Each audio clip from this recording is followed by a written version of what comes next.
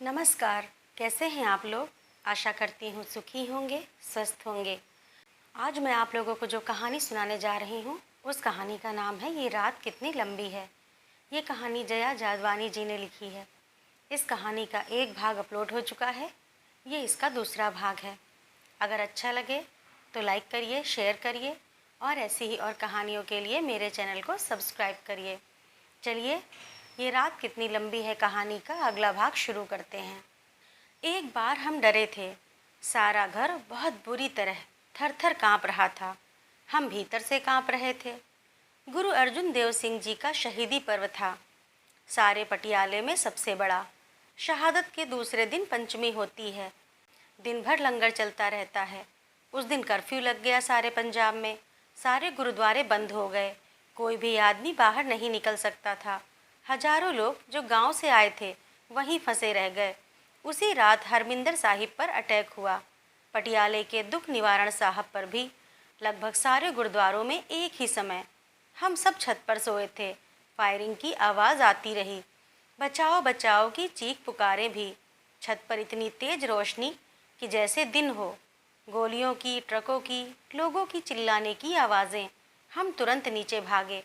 हमारे दिल ऐसे धड़क रहे थे मानो अभी छातियाँ फाड़कर बाहर आ जाएंगे। अगले दिन कोई गुरुद्वारे नहीं गया। मास्टर त्रिलोचन सिंह वहीं थे।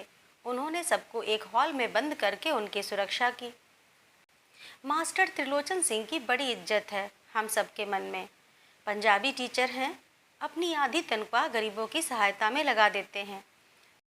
दुख निवारण में रोज शाम पानी पिलाते सबको, त्योहारों में चाय। वहीं फर्स्ट एड का प्रबंध 20 साल से चल रहा था। कोढ़ी, मंगते, गरीब, रिक्शे वाले सबके लिए मुफ्त दवा। कुष्ठ रोगियों की पट्टियाँ भी बदलते अपने हाथों से। शहर में कोई भी बुलाता मुफ्त में कीर्तन करते। गरीब लड़कियों की पढ़ाई, शादी का खर्च उठाते। मेडिकल कैंप लगाते। औरतों की बीमारियों का भी इलाज करवाते। पटियाले में ऐसा कोई ना था जो उनकी इज्जत ना करता। उन्होंने बाद में हम सबको बताया कि मिलिट्री वालों ने पहले ही सारा खाका बना लिया था। उन्हें ये रिपोर्ट मिली थी कि सराय के अंदर आतंकवादी रहते हैं। उन्होंने टंकी पर चढ़कर सराय का नक्शा लिया। हवाई जहाज पर आए थे वे। उनके पास 32 आदमियों की फ़ोटो थी जिन्हें वे आतंकवादी समझते थे। बाद में एक भी नहीं पाया गया।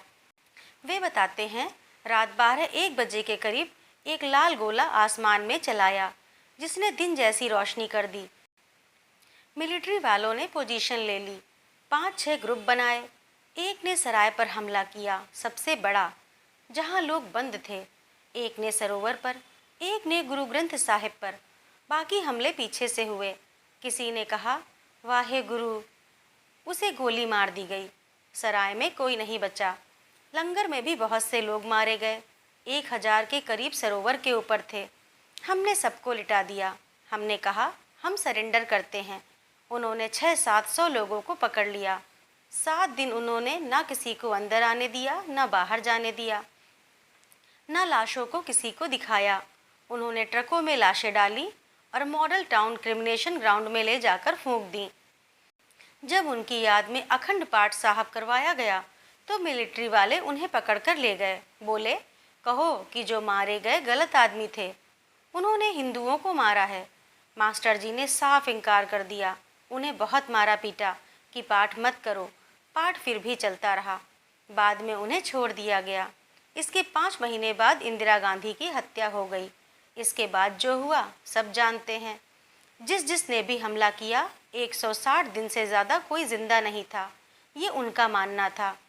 वे वही मानते हैं जो मानना चाहते हैं। हम उनसे बहस नहीं करते। मैं अभी भी उनसे मिलती हूँ गुरुद्वारे में अक्सर। एक ऐसे बुजुर्ग जो सिर पर हाथ रख दें तो लगे नहीं, सब ठीक है, सब ठीक हो जाएगा।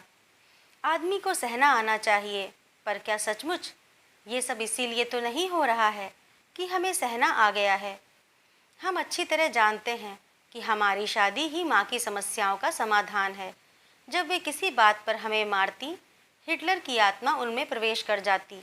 हमारे बाल पकड़कर कभी वे हमें दीवार से टकरा देती, कभी लोहे के पलंग की पाटी से। हम जख्मी थे, अंदर से भी बाहर से भी। इन सारे दुखों की हमें आदत थी। जिस दिन हंस लेते, जो कि स्कूल में ही संभव था। अपना आप नया नया सा लगने लगता। हैरत होती कि ये छोटी सी चीज अभी भी हमारे पास बची हुई है। आखिर जैसे तैसे बड़ी बहन की शादी हो गई। बैंकॉक में रह रहे हमारे मामा लोग आए। उन्होंने काफ़ी आर्थिक मदद की। नाना जी बेचारे तो इतने बूढ़े और दयनीय हो गए थे, इतनी सारी स्त्रियों की जिम्मेदारी उठाते उठाते, कि अक्सर वे हम में से ही एक लगते। मामा लोग अच्छे हैं। उनके आने से घर में काफ़ी नई चीज़ें और रौनकें एक साथ आती। माँ ने चैन की सांस ली कि चलो एक कहानी खत्म हुई। पर कहानी, वह चाहे किसी की भी हो, कभी खत्म होते मैंने तो देखी ही नहीं। मामा चले गए, हमारी कहानी आगे बढ़ती रही। दीदी और जीजाजी पहली बार आए थे घर पर। मुझे अपना छोटा सा कमरा उन्हें देना पड़ा। कोई भी मेहमान आता, मैं बेकमरा हो जाती। मैंने बरामदे में फोल्डिंग पलंग डाल दिया और सो गई। गर्मियों की रातें, छत पर मरियल सा पंखा घूम रहा था। किसी तरह मुझे नींद आई ही थी कि लगा मुझ पर कोई बोझ है। चिल्लाने के लिए मैंने जैसे ही मुंह खोला, किसी ने मेरे मुंह पर हाथ रख दिया। मैंने बड़ी मुश्किल से अपने आप को सीधा करते हुए उन्हें दूर फेंक दिया। नाइट लैंप की रोशनी में देखा, जीजा जी थे। मैं थर थर कांपती उठकर खड़ी हो गई। जीजा जी, आप यहाँ क्या कर रहे हैं? उनके मुंह से आवाज़ नहीं निकली। उन्होंने अपने दोनों हाथ आगे बढ़ाए, शायद मुझे पकड़ने के लिए। आप अंदर जाइए, नहीं तो मैं शोर मचा दूंगी। गुस्से में मेरी आवाज़ जहरीली हो गई थी। जाता हूँ, लेकिन छोड़ूंगा नहीं। लड़खड़ाते हुए भीतर चले गए। मैंने कांपते हाथों से अपना तकिया उठाया और जिस कमरे में माँ और मंजली दीदी सो रही थी, उसी कमरे में फर्श पर जाकर लेट गई, अंदर से कुंडी लगाकर। वह रात भयावह सपनों वाली रात थी। सारी रात मुझे नींद नहीं आई। सारी रात मैं मारे डर के रोती रही। अगली सुबह मैंने किसी से कुछ नहीं कहा। घर में पहले ही क्या कम क्लेश थे। अगले दिन जीजाजी चले गए। मैं सारा दिन उनके सामने पड़ी ही नहीं। अभी मैंने 10वीं पास की थी कि हम कुल्लू गए थे घूमने। बहुत सारी सहेलियां थीं। एक लड़का जाने कहाँ से चला आया पीछे पीछे, हमारे ही शहर का। अकेला पाया, घेरा, कहा प्यार करता हूँ तुमसे, शादी करनी है। उस वक्त तो डर के मारे मैं भाग खड़ी हुई। घर आकर खुशी खुशी सबको बताया तो माँ का एक करारा झापड़ पड़ा गाल पर। सिर घूम गया, गालियाँ अलग पड़ी। अगले दिन लड़के को घर बुलवाया गया, खूब सुनाया गया, भेज दिया गया।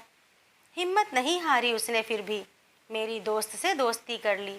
उसने मुझे समझाना शुरू किया, बहुत अच्छा लड़का है, तुझे बहुत प्यार करता है, तू सिर्फ फ्रेंडशिप के लिए हाँ कर दे। मैंने सोचा फ्रेंडशिप में क्या है, हाँ कर दी। पर डरते डरते फ़ोन पर बातें होती रहीं। फिर कहा मिलना है, मिलने लगे छुप छुप कर। तब तक भी मुझे नहीं लगा कुछ प्रेम व्रेम जैसा है मेरे भीतर। कुछ खास किस्म की चिड़िया होती हैं ना, जो हर शाख पर नहीं बैठती। वे कैसे चुनती हैं मुझे नहीं मालूम। मुझे तो कभी चुनने का मौका मिला ही नहीं। मेरे दिल पर लगी खरोचों में इधर या एक नई खरोच और शामिल हो गई। हाय, मैंने कुछ नहीं चुना, ना हंसी, ना खुशी, ना अपने जीवन में आया कोई आदमी, ना बाजार में बिकने वाली कोई चीज़। जो भी मिला स्वीकार कर लिया। जो किया वक्त की ज़रूरतों, उसकी मांग और अपनी बेवकूफ़ियों के चलते, जिनका खामियाजा आज तक भुगत रही हूँ। तो प्रेम की यह चिड़िया भी कभी मेरी शाख पर नहीं बैठी। दूसरों की शाखों पर इसे बैठा देखती, अपने रंगीन पंख फड़फड़ाते, तो मन ही मन दुआ करती, वाहे गुरु, ये ऐसे ही बैठी रहे, कम अज कम देखती ही रहूं इसे। माँ को मुझसे बहुत उम्मीदें थीं। उन्हें लगता था मैं बहुत खूबसूरत हूँ, टैलेंटेड हूँ, किसी बड़े घर के रिश्ते के लायक। आ भी रहे थे काफ़ी अच्छे अच्छे रिश्ते। अपना ग्रेजुएशन मैं कर चुकी थी, एमए करना था अब। हो कुछ और गया। मेरा बर्थडे आने वाला था और वाह, दर्शन सिंह नाम है उसका। मुझे कोई अच्छी सी चीज़ गिफ्ट करना चाहता था, कुछ सूट वगैरह। चिलचिलाती गर्मियों के दिन थे, शाम का वक्त, और हम एक सूट ढूंढ रहे थे। तभी किसी काम से आई मम्मी ने हम दोनों को एक साथ देख लिया। वे जैसे सकते में आ गईं, फिर उनका चेहरा लाल पड़ गया। हमने एक दूसरे को देखा और सड़क पर तेजी से दौड़ते हुए जाने कितनी गलियां फलांगते दूर निकल गए। थक के चूर हो गए, हाँफ रहे थे। अब दर्शन ने कहा, मैं वापस घर नहीं जाऊंगी। मैंने अंतिम फैसला सुना दिया। जानती थी अम्मा पूरा मार कर ही दम लेंगी। तो क्या करेंगे? उसने पूछा। शादी करेंगे, और क्या करेंगे। मालूम ही नहीं था क्या करने जा रही हूँ। भीतर सिर्फ डर था, भयावह डर। मेरे पास माँ ने फीस जमा करने के लिए 225 रुपये दिए थे। वह थे। मैं अपने दोस्त के घर गई, उसे सारी बात बताई। उसने अपने माता पिता को राजी कर लिया। वे राजी हो गए, जबकि उनकी अपनी 5 लड़कियां थीं। काश उस दिन कुछ और हुआ होता। मैंने मार खाने लायक हिम्मत जुटा ली होती। खाती भी तो रही। ना आने वाले दिनों में किसी ने समझा बुझाकर घर भेज दिया होता। कुछ भी होता, परवाह ना होता। जो हुआ। मुझे कई बार लगता है नियति आपको नियत पथ पर ले जाती है। बस चलने से पहले हम उन निशानों को पहचान नहीं पाते जो पहले ही लगाए जा चुके हैं। तभी हर रास्ता हमें नया लगता है, जो होता नहीं है। आप अपने अनजाने वहाँ वहाँ पैर रखते हैं, जहाँ जहाँ की ज़मीन आपको चुंबक की तरह अपनी तरफ खींच लेती है। उसके माँ बाप मेरे लिए किराए का लहंगा ले आए। जल्दी जल्दी थोड़ा सा सजा दिया। फिर जैसे गुड्डे गुड़िया का खेल होता है, गुरुद्वारे में फेरे ले लिए। हो गई शादी। घर में सब परेशान, हमें ढूंढ रहे हैं। मुझे अंदाजा ही नहीं था कि मैंने क्या किया है। हम दर्शन के दोस्त के घर चले गए। रात भर डरते रहे कि अब क्या होगा। फिजिकल रिलेशनशिप जो हुआ, उसे यही नाम दिया जाना चाहिए। एक बेस्वाद, बेमजा अनुभव, पेनफुल। हर सेकंड यह चाह कि खत्म हो तो चैन की सांस लूं। इसकी सुंदरता तो मैंने कभी जाने ही नहीं। हाँ, पढ़ी ज़रूर है, पर क्या पढ़ी हुई सारी बातें सच ही होती हैं? सुबह मेरे पति की बहन हमें अपने घर ले गई। उसने मेरी माँ को फ़ोन करके सारी बात बताई। माँ ने धमकी दी, हम पुलिस की मदद लेंगे। बहन ने कहा, पर शादी तो हो गई है। उन्होंने कहा, हमारी लड़की अगर हमारे सामने आकर कह दे तो हम मान लेंगे। मुझे वहाँ ले जाया गया। आह इशिता कौर, बड़े नरक से छोटा नरक चुनना फिर भी बेहतर होता है। तुमसे उतना भी ना हुआ। वहाँ मेरे नाना जी, मंझली दीदी, माँ और नानी बैठे हुए थे। तब तक मंझली दीदी की भी शादी हो चुकी थी और वो गर्मियों की छुट्टियों में वहाँ आई हुई थी। मैंने सबके सामने दिलेरी से कह दिया, हाँ, शादी मैंने अपनी मर्जी से की है। माँ ने हमें वैसे का वैसा घर के बाहर जाने को कह दिया। हम उठकर बाहर आ गए। दर्शन मुझे अपने घर ले गए। उसके मम्मी पापा ने मुझे बहुत प्यार से स्वीकार किया। शादी के 2-3 दिन बाद ही दर्शन ने मुझसे मेरे गले में पड़ी सोने की चेन मांगी, जो मेरी माँ ने मुझे स्कॉलरशिप मिलने पर बनवा दी थी। मैंने एक बार भी नहीं पूछा कि वो चेन उन्हें क्यों चाहिए। चुपचाप उतार कर दे दी। 3 महीने लगभग ठीक ठीक गुजरे। कभी कभी हम लड़े भी, पर कोई बहुत बड़ी घटना नहीं हुई। 1 महीने के बाद ही मैं प्रेग्नेंट हो गई। मुझे नहीं मालूम था प्रेगनेंसी इतनी जल्दी हो जाती है। उन्हीं दिनों दर्शन के ताया जी आए हुए थे। वे एक कमरे में मेरे ससुर और दर्शन के साथ बैठे बातें कर रहे थे कि मैं बिन दुपट्टे के उधर से गुजर गई। उनके जाने के बाद दर्शन ने कमरे में आकर थप्पड़, घूंसों, जूतों से मुझे मारा। यह उसका फर्स्ट अटैक था मुझ पर, जो मेरी समझ में नहीं आया। उस वक्त मैं बुरी तरह से रो रही थी, चिल्ला रही थी। मैंने चीखते हुए कहा, तुम्हें शर्म नहीं आती? मैं प्रेग्नेंट हूँ। तुम मुझ पर चढ़कर सिर्फ इसलिए मुझे मार रहे हो कि दुपट्टा मेरे सिर पर नहीं था।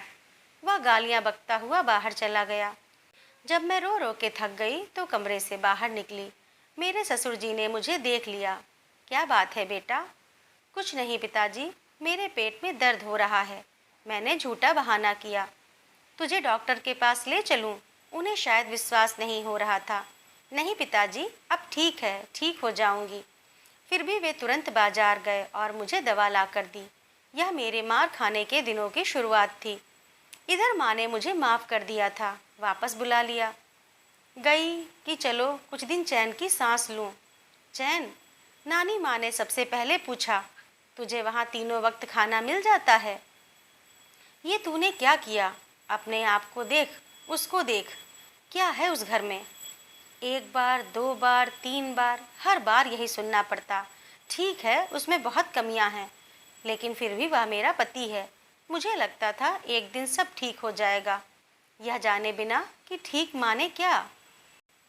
हर त्योहार पर हम तीनों को कुछ ना कुछ मिलता था। दोनों बहनों को उनकी वजह से मिलता था, मुझे इसलिए कि मेरे पास नहीं है। मेरा पति नहीं कमाता, मैं बेचारी हूँ। फिर मेरे ससुर की मौत हो गई। शादी के 3 महीने बाद मेरी सास ने उनकी चादर का एक धागा निकालकर मेरे अंगूठे पर बांध दिया। मुझे नहीं मालूम था क्यों बांधा है। बाद में पता चला प्रेग्नेंट लेडी को बांधना जरूरी होता है। माँ ने पूछा, क्या तू प्रेग्नेंट है? मैंने धागा उतार दिया, कहा नहीं। देख, प्रेग्नेंट मत होना, अभी तुझे और पढ़ना है। शायद वे ठीक कहती थीं, पर तब तक बहुत देर हो चुकी थी। मैंने 7 महीने अपने पेट को दुपट्टे से बांध कर रखा। सास भी इस बीच मुझे बेसहारा छोड़कर चल बसी। बच्चा कभी मेरी दाईं तरफ चला जाता, कभी बाईं तरफ। मुझे डर लगने लगा, कहीं बच्चे को कुछ हो ना जाए। 7 महीने बाद मुझे अपनी बड़ी बहन को बताना पड़ा। उन्होंने माँ को बताया। वे बहुत गुस्सा हुई थीं। जब मैं घर वापस आई, अपना घर जिसे कहते हैं, दर्शन के साथ उसकी कजिन रह रही थी, उसकी ज़रूरतों को पूरा करने के लिए। वह दिल्ली में रहती थी, तलाक हो चुका था। उसी वक्त मुझे जब तब दर्शन का दिल्ली जाने का राज समझ में आया। वह मेरे आने की पहली रात थी जब मेरे सामने दर्शन ने उसे अपने साथ बिस्तर पर आने को कहा। वह हंसती हुई मेरे सामने मेरे ही बिस्तर पर लेट गई। विवाद का मतलब था एक और मार, और वह भी लड़की के सामने। मैं दुख और गुस्से से विक्षिप्त होकर कमरे से बाहर भागी। उस रात मेरे सहने की सभी सीमाओं का अतिक्रमण हो गया। मैंने खुद को सामान रखने की कोठरी में बंद किया और दीवारों से सिर टकरा टकरा कर दहाड़े मार मार कर रोती रही। मैं जख्मी थी, अंदर से भी बाहर से भी। घरों में सामान रखने की भी एक ठीक ठाक जगह होती है, औरत की उतनी भी नहीं। पेट धीरे धीरे बड़ा हो रहा था। 7वें महीने के बाद मैंने पेट पर दुपट्टा बांधना छोड़ दिया था। मेरी डिलीवरी में 2 महीने बाकी थे। मुझे पैसों का प्रबंध करना था। वैसे भी मैं धीरे धीरे अपनी ज्वेलरी बेच रही थी, वह भी जो मुझे मेरी सास ने दी थी। दर्शन के पास कोई काम तो था नहीं, वह सारा दिन सोया रहता। रात 9 बजे से दारू के साथ जो टीवी के सामने बैठता तो 2:30-3 तक बैठा रहता। उसे अपनी शराब के लिए पैसे ना मिलते तो वह कभी घर की चीज़ें तोड़ना शुरू कर देता, कभी मेरे हाथ पैर।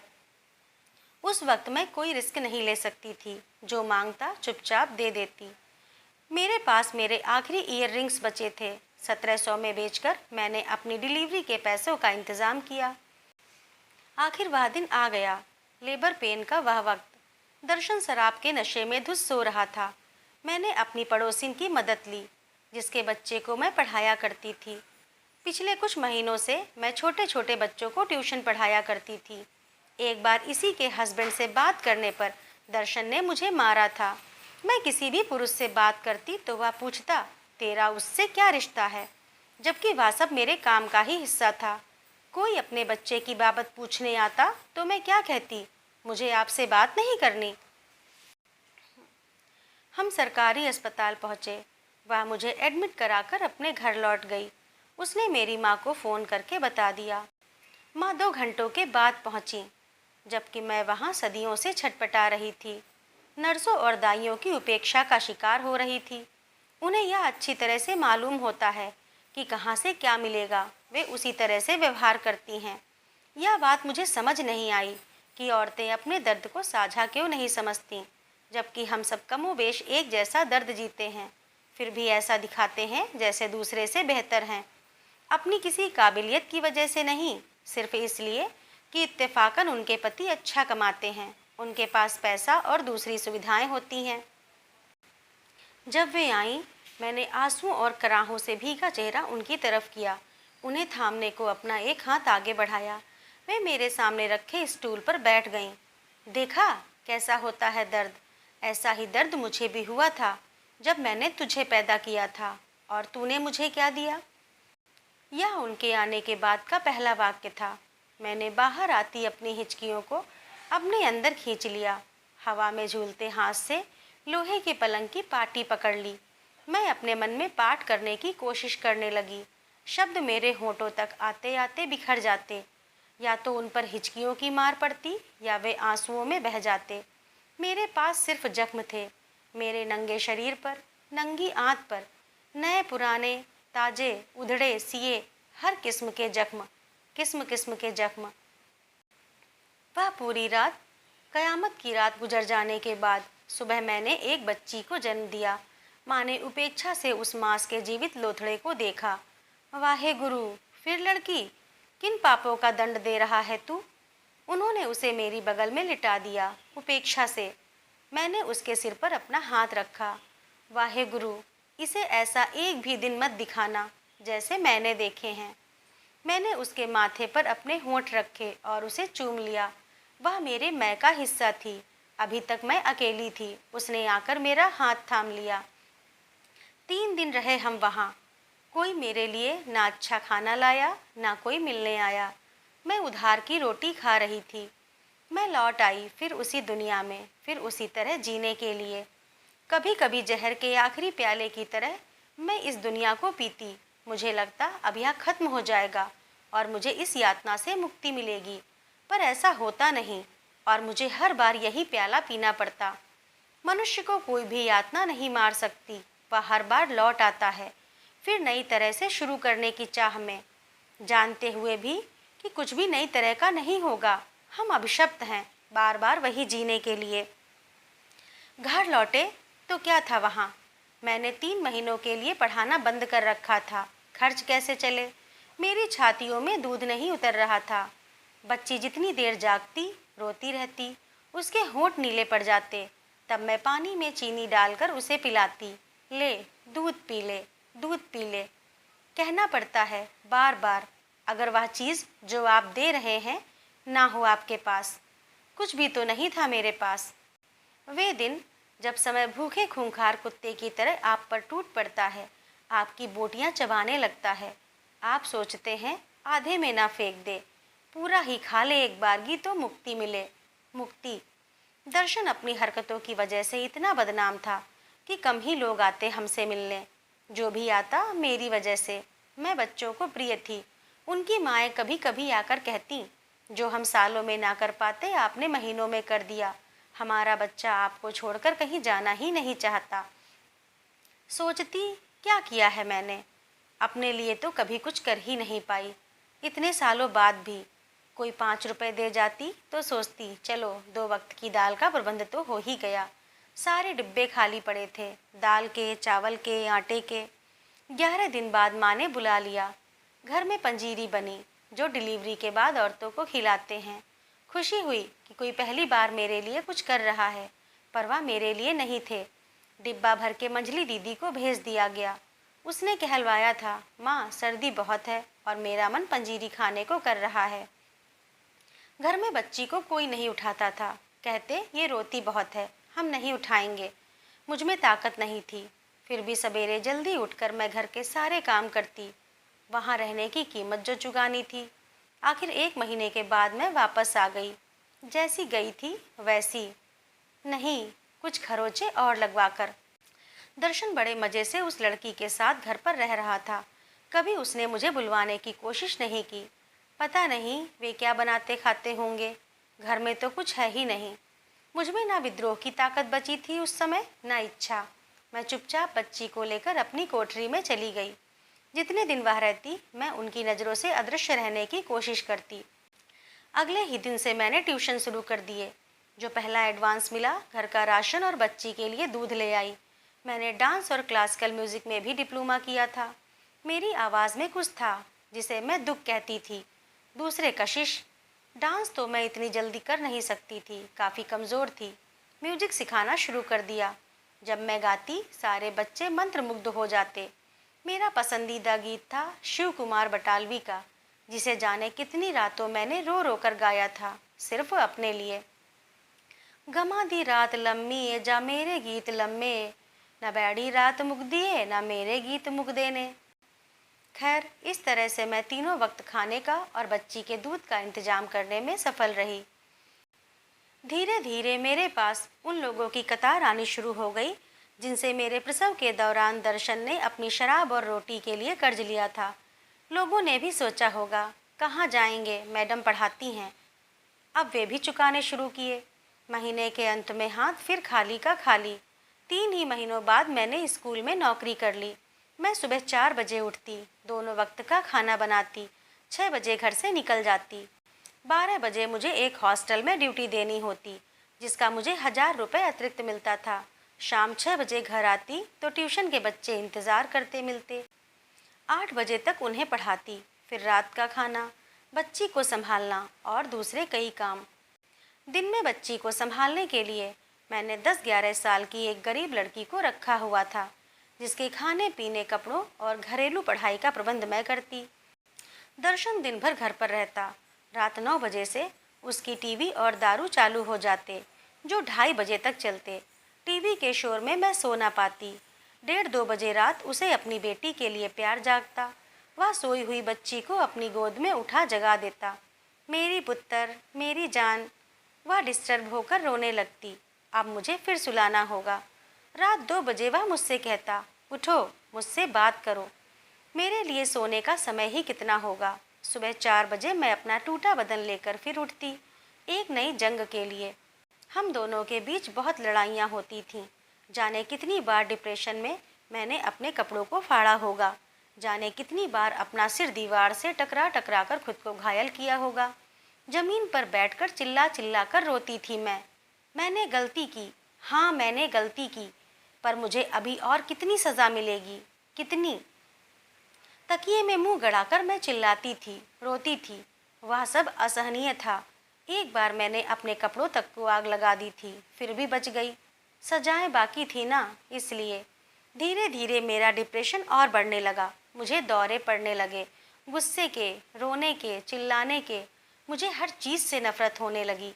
दर्शन से सबसे ज़्यादा, अपने आप से और भी ज़्यादा। उसे बिजली का बिल भरने को पैसे देती, या कुछ लाने को, या राशन वाले को देने को, वह अपने पास रख लेता। उसके कर्ज तो मैं तलाक के 2 साल बाद तक भी उतारती रही। एक बार कहा, जीप खरीद दो, किराए पर चलाएंगे तो कुछ मेरा बोझ भी हल्का होगा, फाइनेंस करा लेते हैं। उसने पता नहीं क्या किया, मुझसे रुपए लेता रहा। जीप कभी नहीं आई। 4 साल, पूरे 4 साल मैंने सहा वह सब। फिर जैसे हर चीज़ का अंत आ जाता है, मेरे धैर्य का भी अंत आ गया। मैं छुट्टियों में माँ के घर आई हुई थी और उनसे अपनी बात कहने के सही वक्त का इंतज़ार करने लगी। नानी जी की लगातार बीमारी, इस बीच नाना जी भी नहीं रहे थे। उनको हॉस्पिटल में एडमिट कराया जाना, भागा दौड़ी, बाजार से सौदा सुल्फा लाना, रोज़मर्रा के काम। माँ कब की रिटायर हो चुकी थी। उन्हें 5,000 रुपया महीना पेंशन मिलती। हम नाना जी के ही बनाए हुए घर में रह रहे थे और उनकी मृत्यु के बाद उनकी ही जमा पूंजी खा रहे थे, जो धीरे धीरे ख़त्म होती जा रही थी। और दूसरी चीज़ों की तरह मैं यहाँ रहती तो हमेशा की तरह सारे घर का बोझ मुझ पर आ पड़ता। अपर्णा अब पढ़ने लगी थी। अपनी परेशानियों में मैं इतनी उलझी थी कि उस पर ठीक से ध्यान नहीं दे पा रही थी। वह मुझे कई बार अजीबोगरीब हालत में देखकर डर जाती होगी।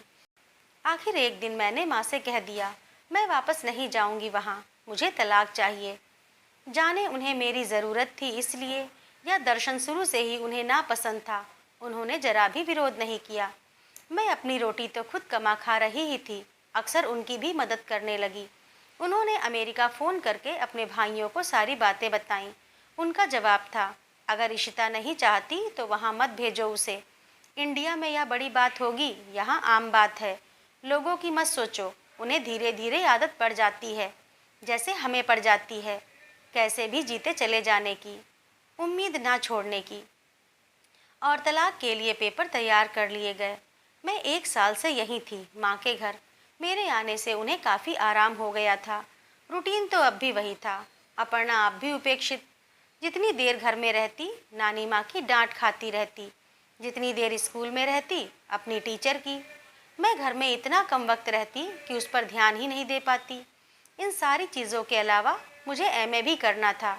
आखिर कब तक उस छोटे से स्कूल में टिकी रहती। वे गर्मियों के दिन थे, बहनें आई हुई थीं। नया सत्र 15 जुलाई से था। मैंने अपना एमए का फॉर्म भी भरना था, फिर बीएड भी करना था। मैं आधी आधी रात तक सारे काम निपटाने के बाद पढ़ती, जबकि वे सब आराम से बैठे बतिया रही होती। ऐसी ही कोई रात होगी, पढ़ते पढ़ते मेरी आंख लग गई कि नींद में मुझे लगा मेरी कमर पर कुछ रेंग रहा है। मैंने करवट बदलनी चाही, बदल ना सकी तो नींद खुल गई। झटके से उठकर बैठ गई। मंझले जीजा जी थे। हैरत से मेरी आंखें फटी की फटी रह गईं। मुझे उनसे यह उम्मीद नहीं थी। बगल में मेरी बच्ची सो रही थी। जीजा जी, आपको शर्म नहीं आई यहाँ तक आते हुए? मेरे मुंह से सिर्फ इतना निकला। हमेशा की तरह मैं बुरी तरह से डर गई थी। तुझे 1 साल हो गया यहाँ रहते, तुझे भी लगता होगा ना, इसलिए सोचा जब मैं हूँ ही तो। बस मैं गुस्से से पागल हो गई। इधर उधर देखा, पीतल का फूलदान था पीछे, बहुत पुराना, उठा लिया। आप बाहर जाइए, नहीं तो दोनों में से एक ही बचेगा। वे एक ही छलांग में बिस्तर से नीचे गए, फिर बाहर। मैंने कमरा अंदर से बंद कर लिया। सारी रात रोती रही। मैं कुछ भी नहीं, कुछ भी नहीं। कोई भी आकर मुझे रौंद सकता है। मेरी कीमत किसी भी चीज़ से कम है। सुबह मैंने पिछली बार की तरह किसी से कुछ नहीं कहा। दोपहर को मंजली दीदी मेरे पास आईं। चल अपने जीजाजी से जरा सी बात कर ले, तू बात करेगी तो उनका मूड ठीक हो जाएगा। मैं क्या कहकर मना करती। मैं उनके साथ गई, उनके सामने बैठ गई। मुझे देखते ही वे खुश हो गए। बस इतनी ही उपयोगिता थी मेरी। मुझे अपनी बहन बड़ी निरीह सी जान पड़ती। क्या है हमारे पास? आधे कटे चेहरे, आधे कटे लिबास, कटा कटा डर, दागदार जीवन, और इसी को बचाने के लिए हम अपने आप को लुटा देते हैं। क्या है हमारे जीने की अर्थवत्ता? क्यों है हम? मात्र किसी ना किसी की ज़रूरत को पूरा करने के लिए। ओ संसार की स्त्रियों, कभी तुमसे कोई प्यार के 2 बोल बोले तो सबसे पहले सोचना, कहीं उसे तुम्हारी ज़रूरत तो नहीं। जब अतीत की गठरी उठाना मेरे लिए असहनीय हो गया, मैंने उसे कागजों पर परत दर परत जमाना शुरू कर दिया। आसान नहीं थी यह प्रक्रिया। हाथ जख्मी होते, पोर निरंतर रिश्ते रहते, खून स्याही की जगह ले लेता, खुद को विस्तार देता जाता। कभी कभी कोई यातना शब्दों से उठकर मेरा मुंह तकती, जख्मी, निरीह, नंगी यातना, जिसे फिर अपनी हथेलियों से मैं उस हिस्से पर दबा देती जिसके लिए वह चुनी गई है। हाँ, हम यातनाएं चुनते हैं, लिखने के लिए भी, जीने के लिए भी। ना लिख पाते हैं ठीक ठाक, ना जी पाते हैं। रात के अंधेरे में वे खूंखार बिल्ली सी हम पर जंप लगा देती और मरियल चूहे सा मुंह में दाब अंधेरे में गायब हो जाती। बहुत वक्त लगा उसके मुंह से खुद को छुड़ाने में। अब वह जंप लगाने की हिम्मत नहीं करती। अंधेरे कोने में बैठी टकटकी लगाकर घूरा करती है अपनी चमकती आंखों से। मैं भी ढीठ उसकी तरफ उस तरह देखती ही नहीं। मैंने ये बहुत देर से जाना कि मैं हूँ, कि मैं सुंदर हूँ, कि मेरे भीतर कुछ ऐसा है जो दूसरों के पास नहीं है, कि मेरे पास अपने पैर हैं जिन पर मैं खड़ी हूँ, मैं चल सकती हूँ, मैं चल रही हूँ। मैंने एमए भी कर लिया, बीएड भी, दूसरे बड़े स्कूल में आ गई, वेतन भी बढ़ गया। अपर्णा को भी अतीत के उन काले भयानक पंजों से निकाल लाई, खुद को भी, पर पूरा नहीं। जो मेरे लहू मांस में खुद चुका, उससे किस तरह अलग हुआ जा सकता है। मैं बच्चों के बीच जीती हूँ, उन्हें खुश देखना चाहती हूँ, उनके लिए एक ऐसी दुनिया रचना चाहती हूँ जहाँ वे सब चीज़ें ना हों जो मैंने देखी हैं, खास तौर पर लड़कियों के लिए। हर रोज़ खुद को लिखना, खुद को मिटाना, खुद को ठीक करना, खुद को पाने का यह कैसा बीहड़ रास्ता है जहाँ छूटती है अपनी ही उंगली बार बार। उसी आकांक्षा की टिमटिमाती लौ में चलना लगातार। मेरे सामने एक काली अंधेरी रात है, मेरे हाथ में मेरी बच्ची का हाथ, और हम उस सुबह तक चलना चाहते हैं जो मेरे ख्वाबों में है। तो दोस्तों, कैसी लगी आप लोगों को जया जादवानी जी की यह कहानी? अगर अच्छी लगी हो तो लाइक करिए, शेयर करिए, और ऐसी ही और कहानियों के लिए मेरे चैनल को सब्सक्राइब करिए। धन्यवाद।